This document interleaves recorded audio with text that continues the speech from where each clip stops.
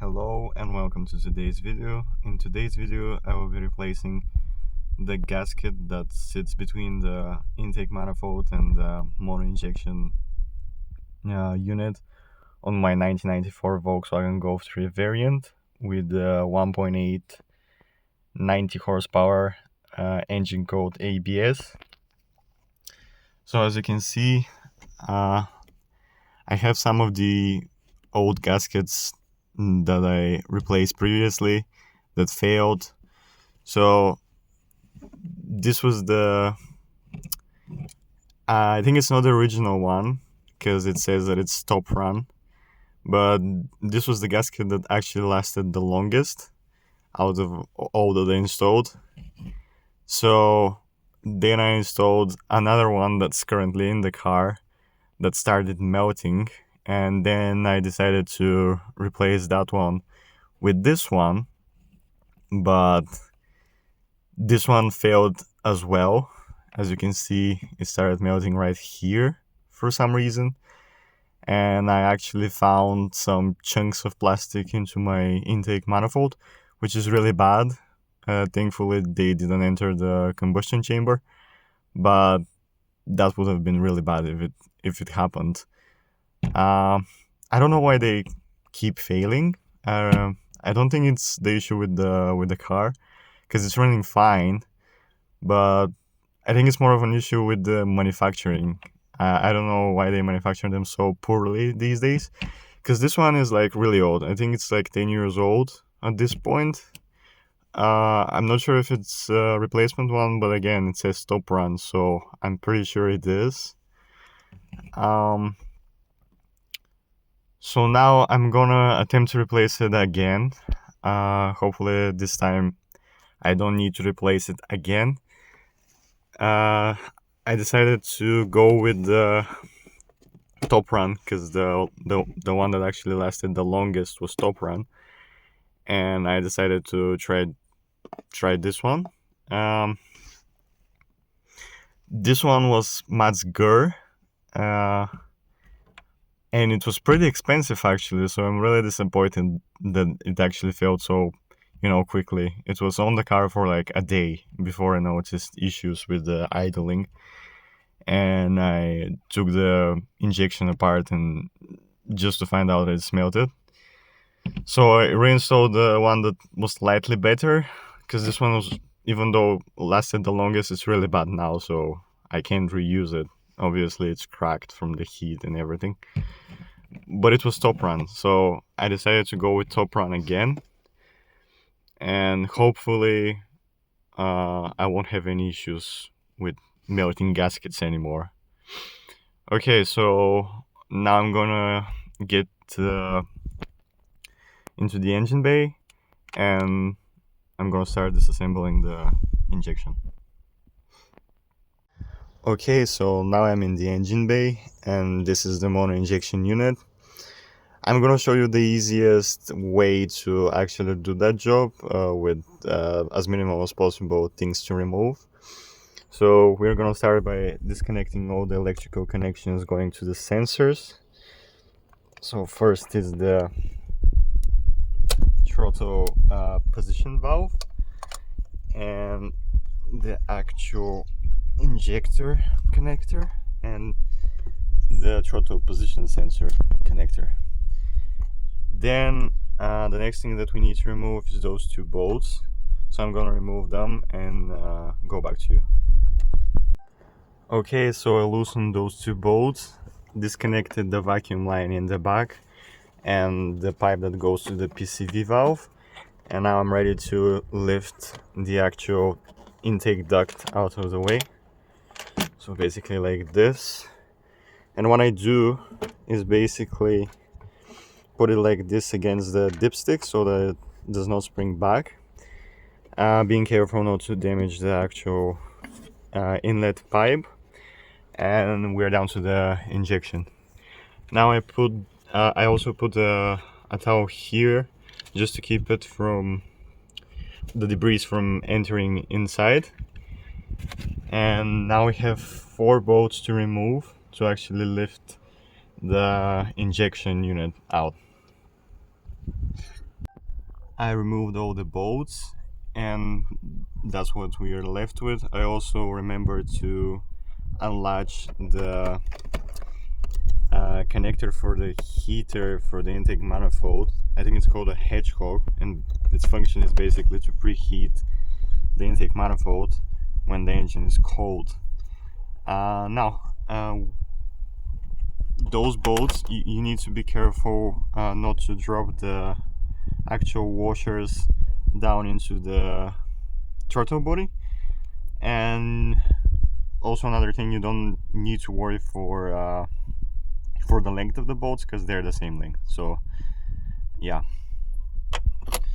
now I can lift the actual injection unit up and off to the side, and what I like to do is basically wrap it into a towel or something soft and then push it back, because some people would remove those fuel lines, but it really isn't necessary, and it will save you a lot of time if you just wrap it in towel and then push it like in this way. Also be careful for this gasket down here to not drop it.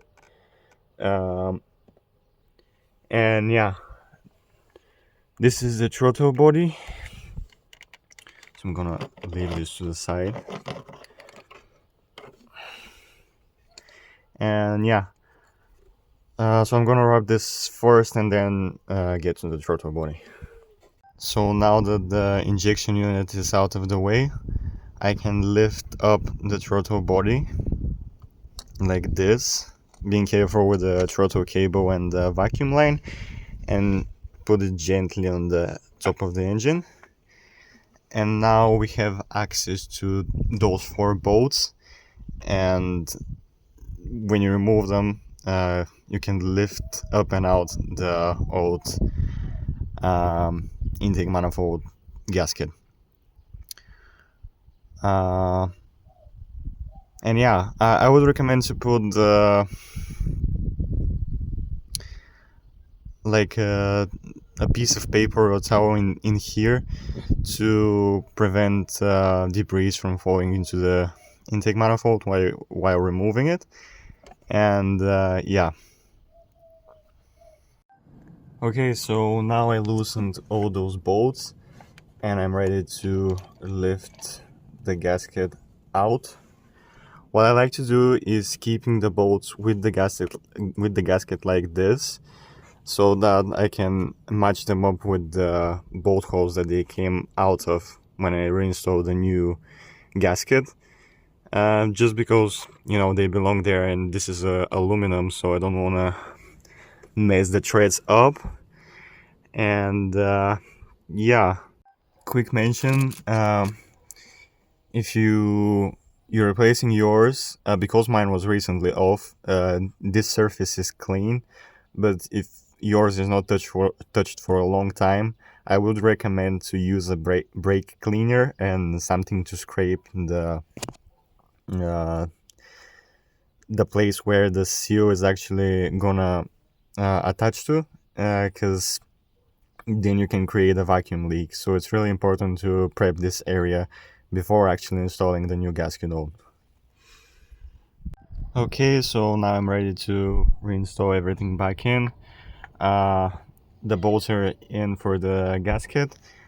The way you tie them is like in star shape, and being careful not to over tighten them, because you're basically screwing into aluminum, so you need to be careful with this. You just need to get them snug, like tight, like nice to the feel, but not too tight to the point where you actually cross thread the aluminum. And yeah, so now I'll remove this and reinstall the actual throttle body, rounding it over the connections like this. And then it's kind of hard to do it with one hand, but unwrap the injection unit. Okay. Install the gasket.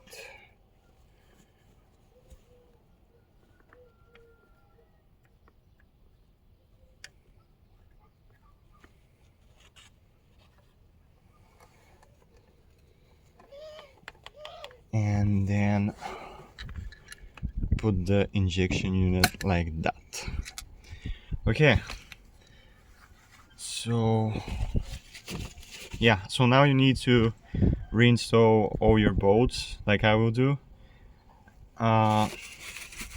Sometimes it could be kind of tricky to line it up with the gasket, but with a few tries it's manageable.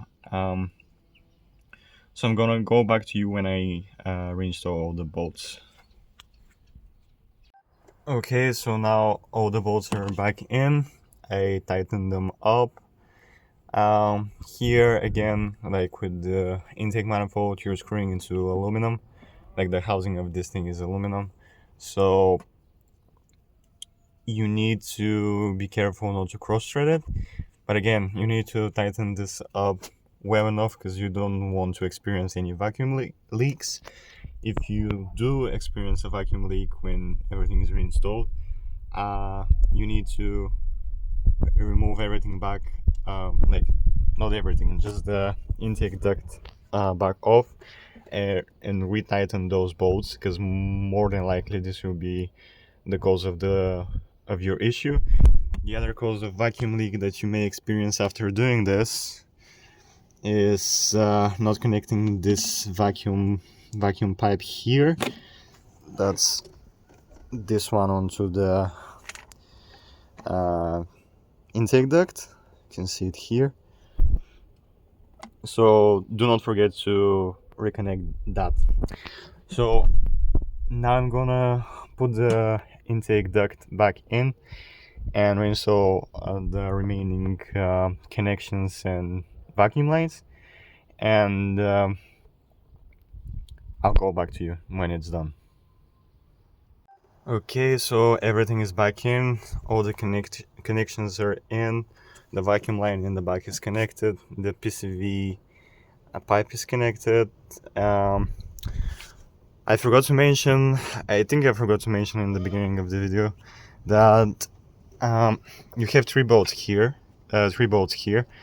I have one missing for some reason, and I haven't found a replacement for it yet, but it's not an issue because you won't experience vacuum leak if you actually don't have this bolt in.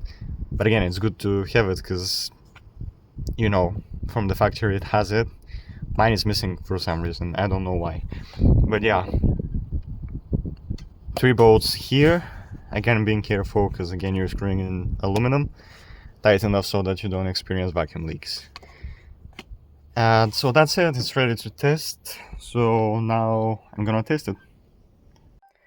Now I'm ready to test the car. I'm in the driver's seat. Just to mention, you may experience like a bit of a rough idling in the beginning, but that's normal because the sensor needs to readjust. So it should be going in a few seconds. Okay, so now I'm gonna start the car and hopefully it runs.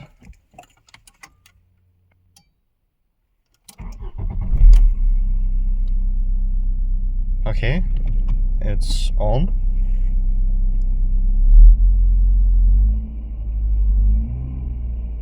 Seems to be idling nicely.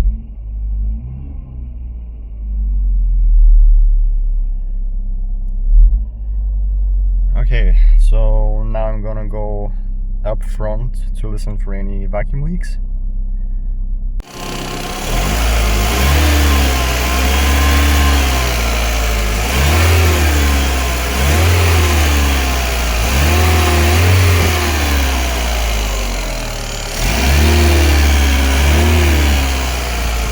Okay, so I don't know if you can hear me, but there are no vacuum leaks, so everything is good.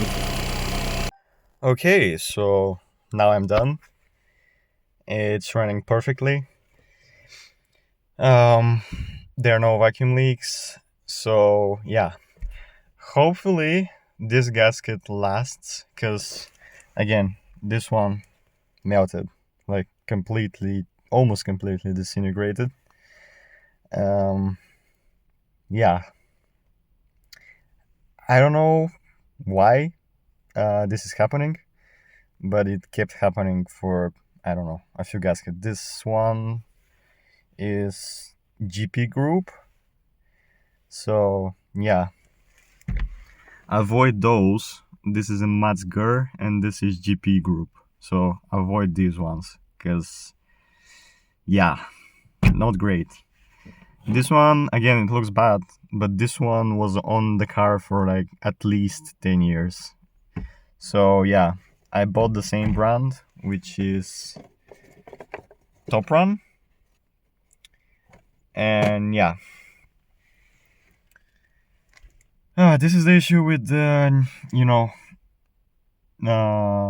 aftermarket parts, because I don't know, the quality control for those parts is really bad. I don't know why, but again, this is one of the main issues with actually fixing old cars, because if you don't find original parts, or really high quality aftermarket ones, you're screwed. And also, even the really high quality aftermarket parts are now, getting to be really poorly made, because the Matzger one, this is an expensive gasket. It was like 15 euros compared to this one that was 5 euros. So again, sometimes price does not mean quality, at least not in recent days. But yeah, really easy to do. Uh, if you have the confidence, you can do it without actually bringing your car to a mechanic for this job. The only tools that I used were basically uh, a ratchet, like this, a small ratchet, and a 10 millimeter with an extension for the outside bolts, and for the inside bolts, you just use a small 10 millimeter, because then you hit the actual range ray when you try to unscrew the back bolts. But yeah, really simple to do. You also need a bit of towel so that crap does not fall into the intake manifold, and you can get yourself a brake cleaner to prep the surfaces. And yeah, really simple to do. I would recommend it if you have enough uh, confidence. It's nothing really. It's nothing really scary to do. Just requires a bit of patience, and you'll be good. I became so good in actually reinstalling those gaskets, because at this point, I think I actually took this injection apart at least 10 times for all sorts of reasons. For example, the throttle position sensor was bad, so I needed to replace that, and stuff like that around the injection. So really easy. It took me like 5 minutes to finish the job, and yeah, would recommend if you actually have the confidence to do it, and you can save a lot of money. So yeah, only €5 part and 10 minutes of your time, maybe 30 if you're not experienced, and that's pretty much it. So yeah, thank you for watching, and I'll see you in the next one.